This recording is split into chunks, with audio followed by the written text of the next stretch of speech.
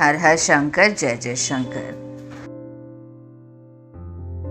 काशी के पिशाच मोचन तीर्थ का ये पेड़ है खास। अतृप्त आत्माओं का है इसमें वास। जो कहीं नहीं दिखता, जो कहीं नहीं होता, वो काशी में होता है। चाहे वो कर्म कांड हो या फिर कोई रीति रिवाज। ऐसा ही अजीबोगरीब विधान पिशाच मोचन कुंड पर भी होता है, जहाँ सिक्के और कीलों में अतृप्त आत्माओं का बसेरा है। पिशाच मोचन कुंड का पीपल का ये पेड़ इस मान्यता का साक्षी है। इस पेड़ के मोटे तने से लेकर शाखाओं में सिक्कों और कीलों का ढेर है। पेड़ में ठोके गए असंख्य सिक्के और कीले किसी न किसी अतृप्त आत्मा का ठिकाना है। इसके अलावा मृत व्यक्ति की तस्वीर या अन्य चिन्हों को भी पेड़ में ठोका जाता है।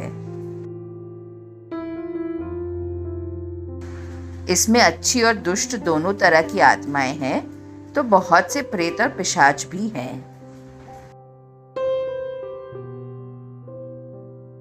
पेड़ में सिक्के या कील गाड़ने का विधान 12 महीने का होता है, लेकिन पितृ पक्ष के 15 दिन खास माने जाते हैं। ये पक्ष पितृलोक में रहने वाले पितरों और प्रेत योनियों में भटकती आत्माओं का मुक्ति द्वार माना गया है। गया में पितरों का श्राद्ध होता है, लेकिन पिशाच मोचन में पितरों के अलावा घात प्रतिघात और अकाल मृत्यु में मारे गए ज्ञात अज्ञात आत्माओं के लिए त्रिपिंडी श्राद्ध होता है। इस पक्ष में किया गया श्राद्ध आत्माओं को मोक्ष दिलाता है। जो लोग पितृदोष, भूत प्रेत और दुष्ट आत्माओं से त्रस्त रहते हैं, वो यहाँ 1-2 रुपए या पुराने सिक्कों को पूजते हैं और उसमें भूत प्रेत या अतृप्त आत्मा को वहां पर बैठा देते हैं। बैठने का विधान यहाँ पेड़ में सिक्के या कील को ठोक देना है। सिक्के के अलावा छोटी बड़ी कीलों को भी पेड़ में ठोका जाता है।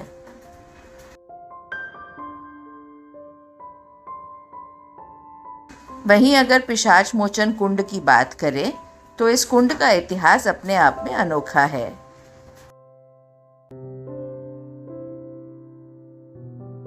ये कुंड अनादि काल से पिशाच मोचन में स्थित है।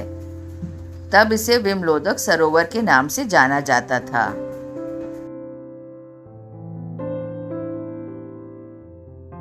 अनादि काल से ये कुंड आनंदवन कहलाता है।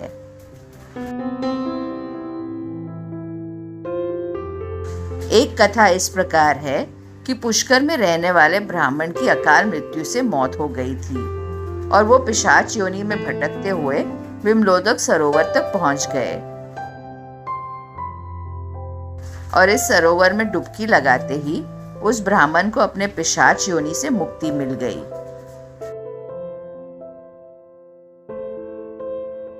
यूं तो मान्यता है कि काशी में मरने वालों को ऐसे ही मोक्ष की प्राप्ति हो जाती है, लेकिन जिनकी मौत अकाल मृत्यु से होती है उनको मोक्ष की प्राप्ति इसी कुंड में आकर मिलती है।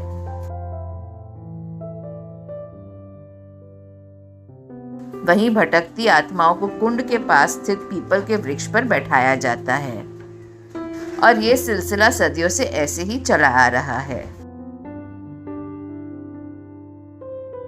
यहाँ देश विदेश से लोग अपने पितरों का तर्पण करने के लिए आते हैं, ताकि पितृ सभी बाधाओं से मुक्त होकर मोक्ष प्राप्त कर सके और यजमान भी पितृ ऋण से मुक्ति पा सके।